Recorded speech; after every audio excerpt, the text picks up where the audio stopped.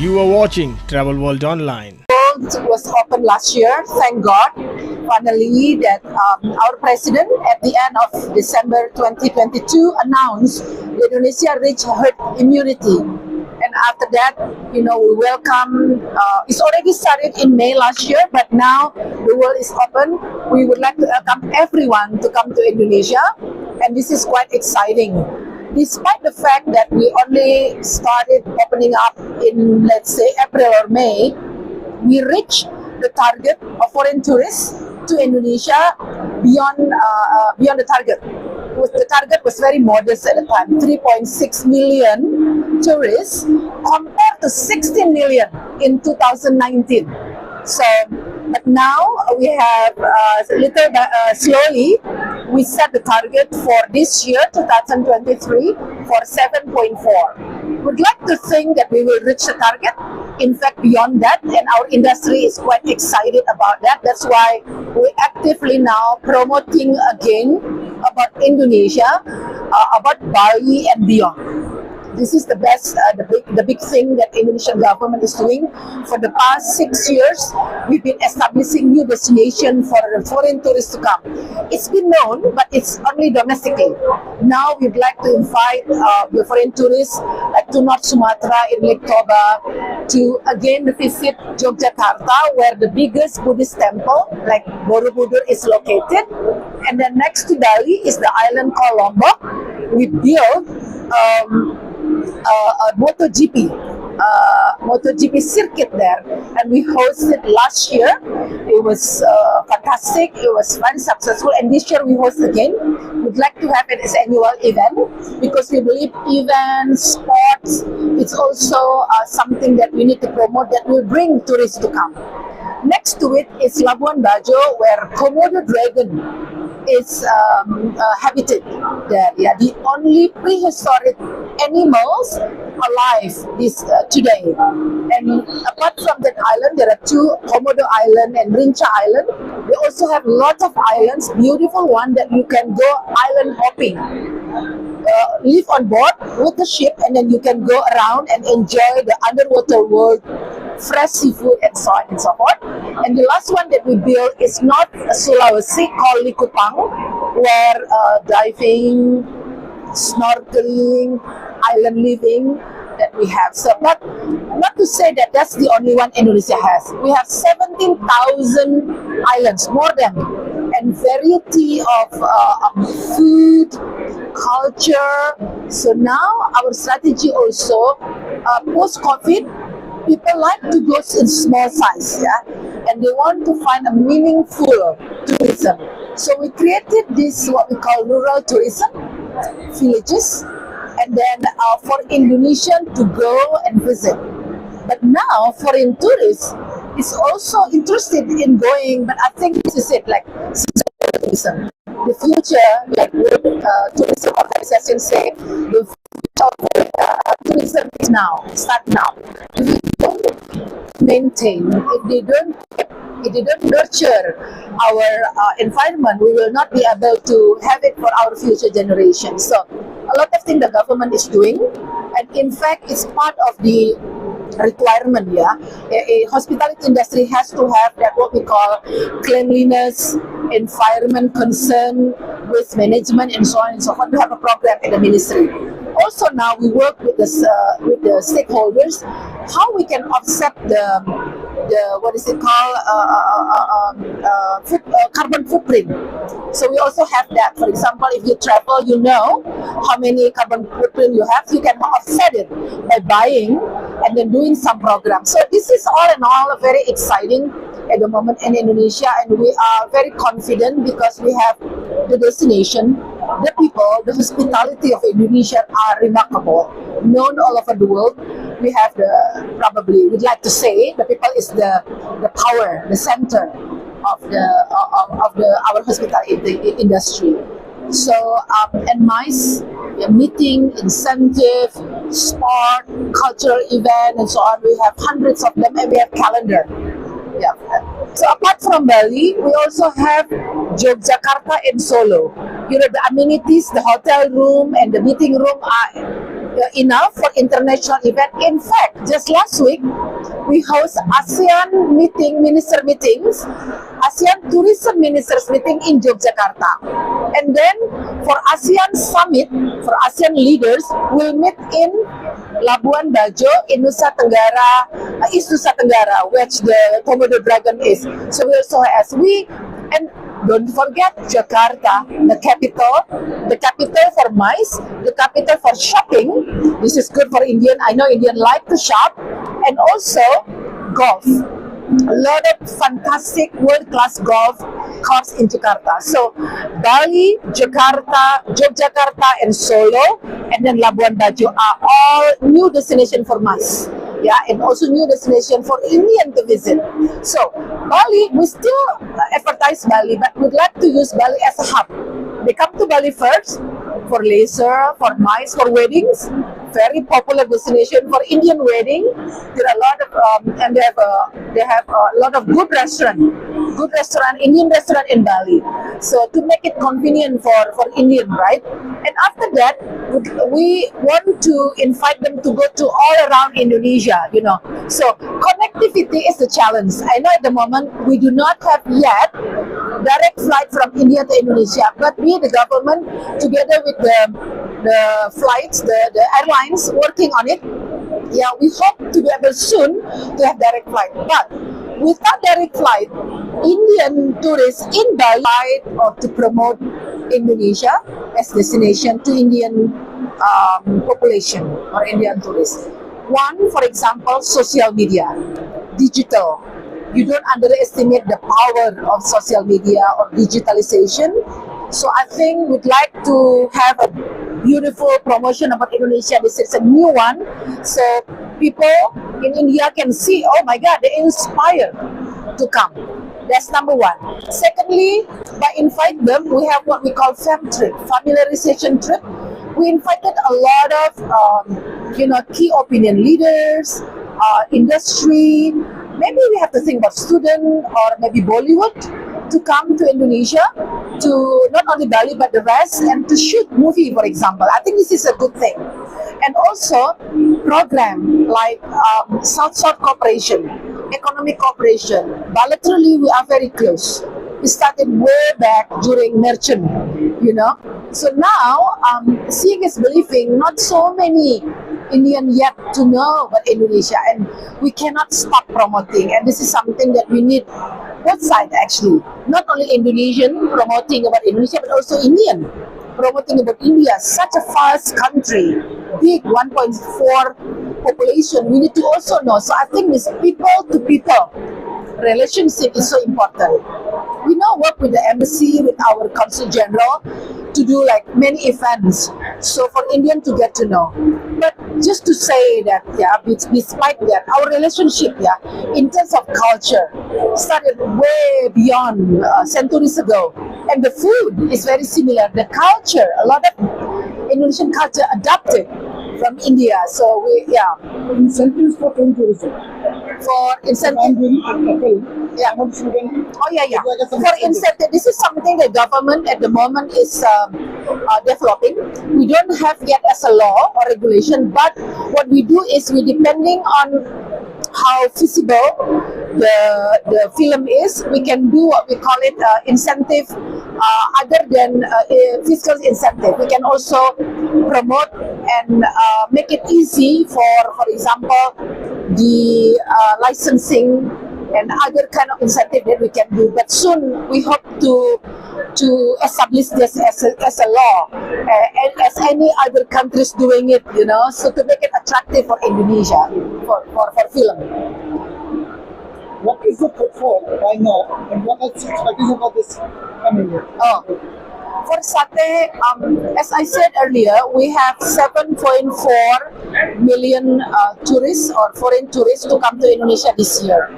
So we hope by being in Satay, we can attract 500,000 Indian tourists I know it's small in comparison with the percentage of Indian population, but we have to start somewhere. Last year we attracted 200, almost 270,000 Indian, but that's not good enough. We need more. So now is we double up. Hopefully by being in Sateh, I was just in Kolkata yesterday, the day before, for sales mission. And also maybe next city, we can have more Indian tourists. And plus with the easy visa, Indian to Indonesia, Indonesian to come to India, we need visa. But for Indian to come to Indonesia, no need visa. We just go there, visa on arrival, just pay $35 or equal to 500,000 rupiah, and then just come. So to make easy, first of all, Sateh for holding this event, 30 years old at this happy anniversary. We've been here since 2008. Secondly, thank you for our government of India for the hospitality. I've seen 6 months ago I was here, and now I'm here. So much different, so many development.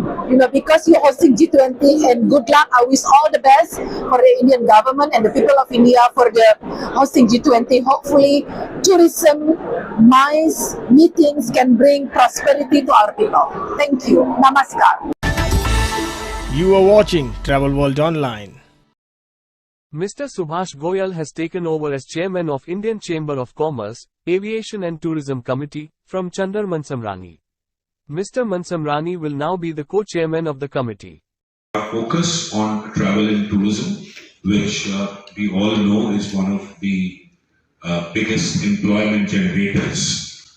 We have a very strong focus on that, and I think we have all gathered here today on an auspicious day when I think our present chairman, Mr. Chandar Mansamrani, who will hand over the baton today to Dr. Goyal. I think we have had a wonderful journey of 3 years under the chairmanship of Dr. Mansamrani. Tourism industry was probably the worst thing. Tourism, hospitality and aviation were the worst thing during the COVID times. And it was difficult to actually, for a lot of people in the tourism fraternity, to survive, forget about doing business. A lot of offices had shut down. A lot of people have moved out from tourism sector to other sectors. All kudos, all the great efforts of our tourism committee, led by our chairman, Mr. Mansamrani. We did a lot of meaningful programs, even during the COVID times. Of course, people couldn't meet on the physical mode, but we quickly adopted to the virtual mode. That is how the tenure of Mr. Mansamrani has come to an end, and he is going to pass on the baton today to another man, I think, who needs no introduction to all of you. Dr. Subhash Goyal, probably the most veteran person in the travel and tourism sector in the country, with huge international presence also, and in various areas of the tourism industry. So, before really going further, I would definitely be open to questions at any point in time. But I would really request our chairman, Mr. Mansamrani, to address the august gathering. On the occasion, Mr. Mansamrani said, Talking about two sectors. One was an exhibition, and then the other was on the convention front, where Calcutta has a lot of convention facilities now, even the exhibition, where the exhibition is just the 12% of the total exhibitions which happens all over India. With the same pattern, we will be traveling during this year to other states also, where there is a good infrastructure on both exhibition and MICE, where we will try and convince the state governments to how ICC can be involved with all these state governments. We can do jointly promote that particular space, which they have created recent. Example of Delhi, which is two major venues are coming up, one in Dwarka, one in Pragati Maidan. In the same way, see other states also like geo centers in Mumbai, Patna, if you see the convention center, which is comparatively even the Gyan Bhavan in Delhi.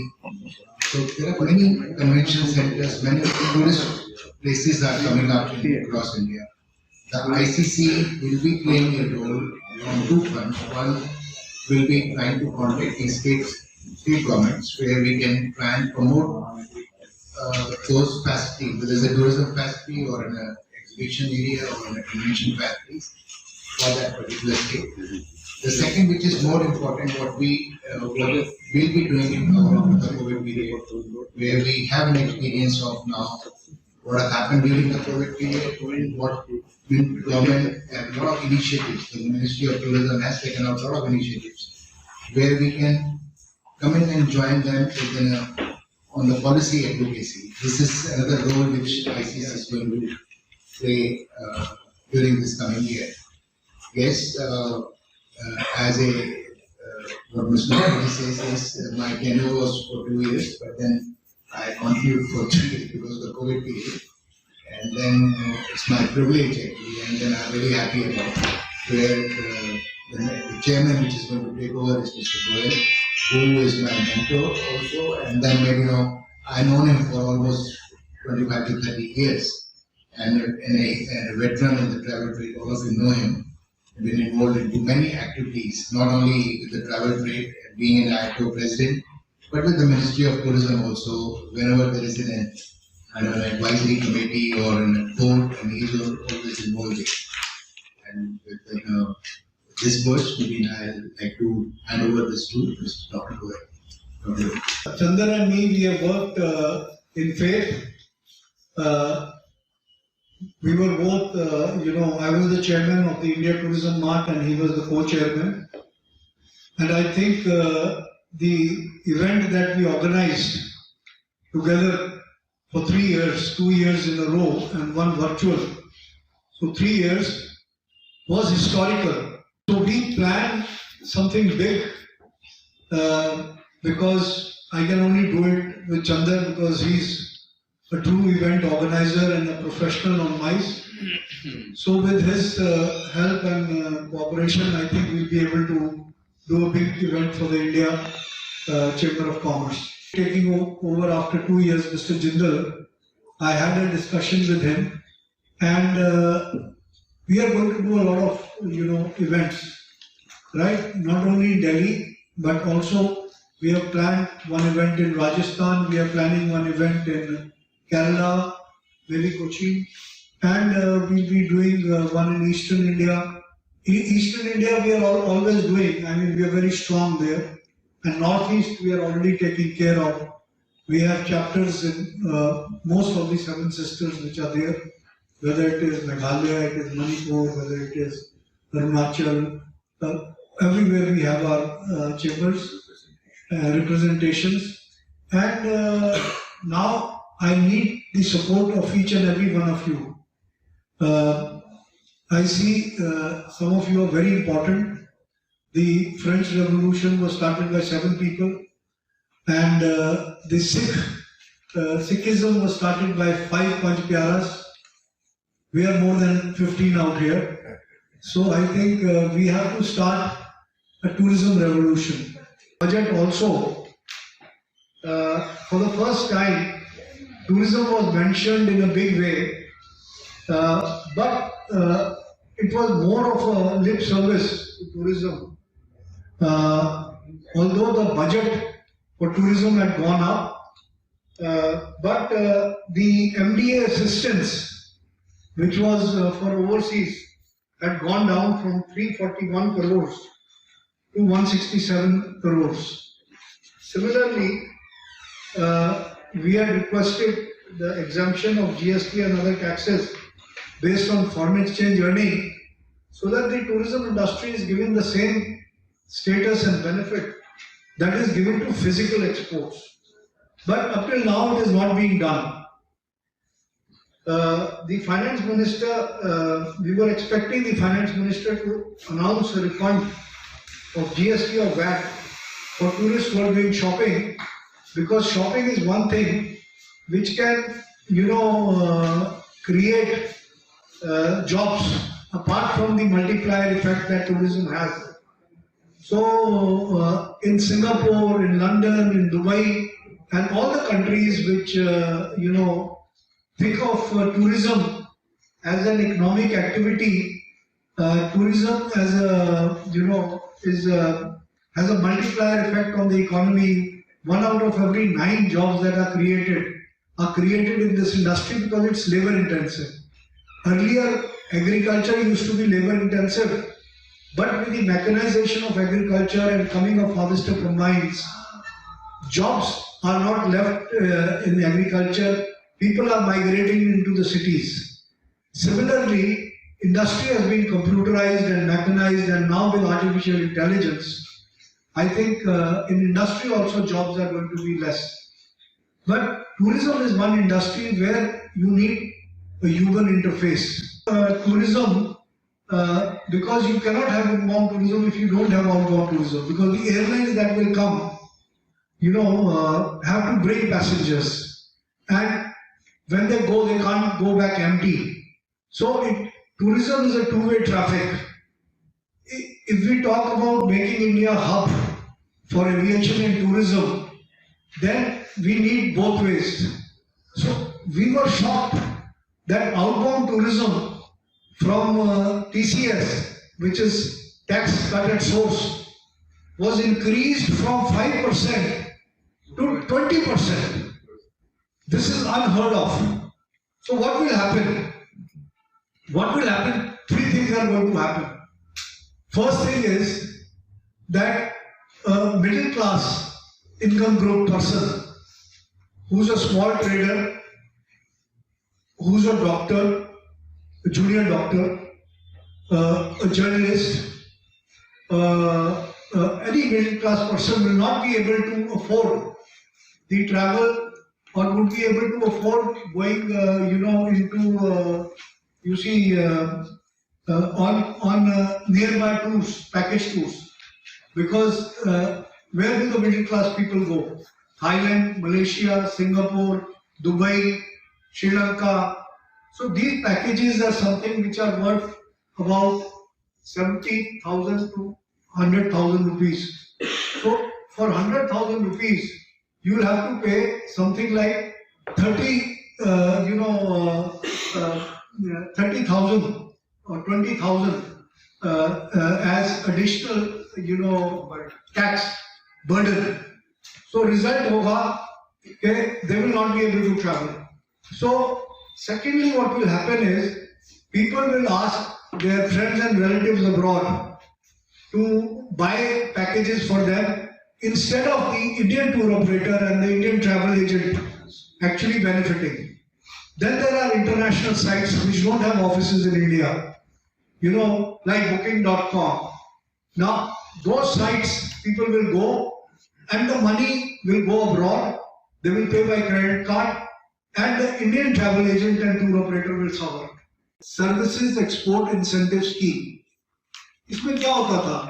Services Export Incentive Scheme में जितनी भी हम foreign exchange earn करते थे through tourism exports, through foreign exchange earning, उसके ऊपर हमें 5%, 7% cash licence मिलता था, which we were able to encash in the market.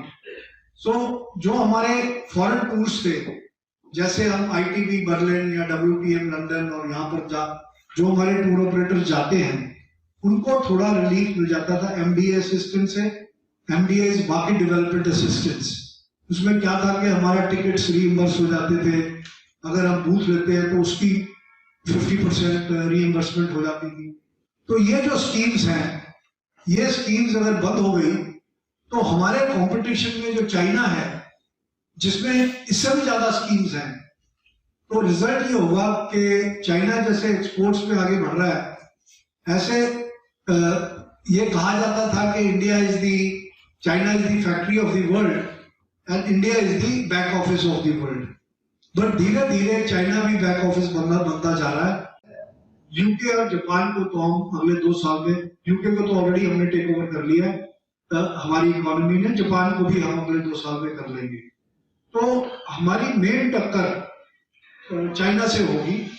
और तो इसलिए ये जो इंसेंटिव्स हैं हमारे फॉरेन एक्सचेंज अर्निंग के, हमारे एक्सपोर्ट्स के इंसेंटिव्स, अगर इनको खत्म कर दिया जाएगा तो हमारे एक्सपोर्ट्स अगर कम होंगे तो हमारा जीडीपी भी कम हो जाएगा। सो ये बहुत जरूरी है, it is very very essential that this SEIS continues and जो ये 20% पैकेज टूर पे लगाया है that should either be abolished और we should put a cap. जो सुपर रिच है वो 50 लाख का के ऊपर पे आप 20% लगा दीजिए। जो small and medium middle class के लोग हैं जिनका बजट ही लाख 2 लाख रुपए होता है हॉलिडे पे या हनीमून पे, अब हमारे बच्चे भी हनीमून पे जाते हैं, उनका बजट 50 लाख नहीं होता, 40 लाख नहीं होता, तो वो अफोर्ड कर सके और उनके लिए 5% भी आपको अबॉलिश कर देना चाहिए। नहीं तो 5% TCS ठीक है, बट 20% TCS नहीं होना चाहिए। I can assure you that I will leave no stone unturned. Mister Chandan, it's very difficult to go into your footsteps, but I am confident that since you are with me, and I made it a condition, I told them, I said if Chandar continues with me as co-chairman, then only I am accepting the chairmanship. Otherwise, I am not accepting. So I am very thankful to you. I would, from the core of my heart, express my gratitude and sincere thanks for accepting to work with me shoulder to shoulder. And let us together. I am also, we are going to form various committees. That is my vision. We will also form one media committee because you guys also belong in the service industry. And we would like you to be associated because this will be the first chamber which will have a media committee with them. And we will want all of you to get actively involved because you are a part of this revolution. We need to eradicate poverty from this country. We need to, make it the #1 country.